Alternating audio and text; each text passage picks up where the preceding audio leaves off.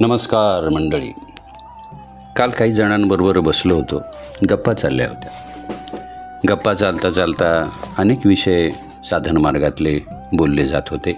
तेवढ्यात एका ज्येष्ठ साधकांनीच, स्त्री आहे, तिने मला प्रश्न विचारला, देव भेटला का तुम्हाला म्हणून. आणि मी थोडासा स्तंभित झालो.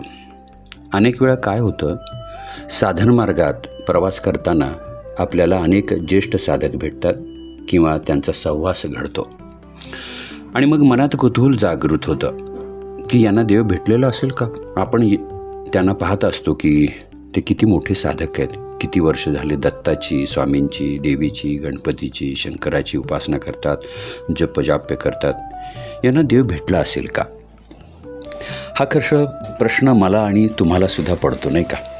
देव भेटला का, देव सगुण रूपात येऊन दर्शन देतो का, हे असंच अनेक परंपरेनुसार सांगत आलेली गोष्ट आहे.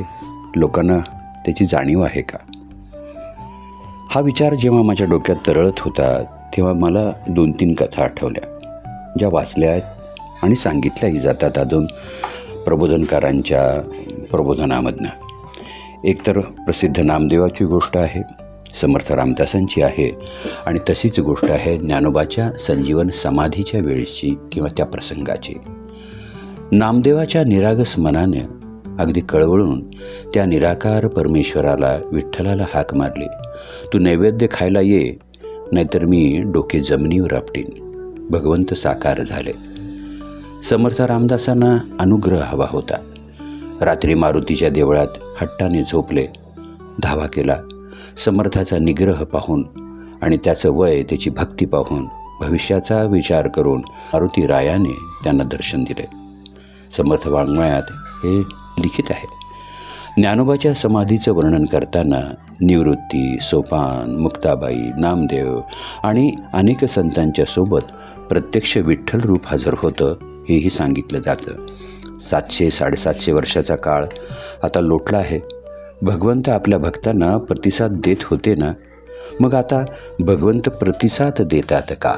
मित्रांनो, आपण कालच्या चिंतनात ऐकलं, तो बहुरूपिया बनून माणसांच्याच रूपात फिरत असतो. म्हणून तर आपण जनतेला जनता जनार्दन म्हणतो आणि त्याच्या पुढे नतमस्तक होतो. आपल्यात स्वतःचं चैतन्य शक्तीचं रूप ठेवून आपल्याबरोबर असून आपल्याला त्यालाच शोधण्यासाठी संसाराच्या खेळात, अर्थात जन्ममरणाच्या फेऱ्यात त्याने सोडलं आहे. खेळ तोच आहे जो ज्ञानोबांनी आणि मुक्ताईंनी शोधून काढला, अर्थात सापशिडीचा, जन्मापासून मोक्षापर्यंतचा. कर्म चुकलं, आसक्ती राहिली की मरणाबरोबर पुन्हा जन्म आहेच, पुन्हा तोच सारीपाट, पुन्हा जन्म, पुन्हा मरण. आणि हा सारीपाट तोपर्यंत खेळायचा जोपर्यंत मोक्षाचं दान पडत नाही. मग हे मोक्षाचं दान पडेपर्यंत किंवा त्या मोक्षाच्या द्वारापर्यंत कोणत्या शिडींनी जायचं. गुरुचा हात पकडायचा, आचरणांनी, सत्कर्मांनी, संस्काराची शिदोरी बरोबर घेऊन प्रत्येकाबरोबर तिचा वाटप आणि त्याच्यात वाढ करत फिरायचं, ते अगदी देव भेटण्यापर्यंत. कारण तोपर्यंत सारखं जन्ममरणाचं दान करतच राहावं लागतं. वेळ तेव्हाच येते, एकच घर शिल्लक आहे आणि एकच दान पडलं आहे. अर्थात संसाराच्या साऱ्या जबाबदारीच्या शिड्या चढून आल्यानंतर आता फक्त तू आणि मी एवढंच उरलं आहे. तेव्हा ते एक दान टाक आणि एक रूप हो. तू एक रूप झालास की देव भेटेलच, कारण तो तुझ्याच अंतरात आहे. कारण त्यासाठी आपल्याला फक्त एकचित्त व्हायचं आहे. हातातलं दान नाही तर ते मुखातलं दान करायला पाहिजे. कारण हातातलं दान हे कर्माचं द्योतक होतं आणि मुखातलं दान हे नामाच्या चिंतनाचं द्योतक आहे.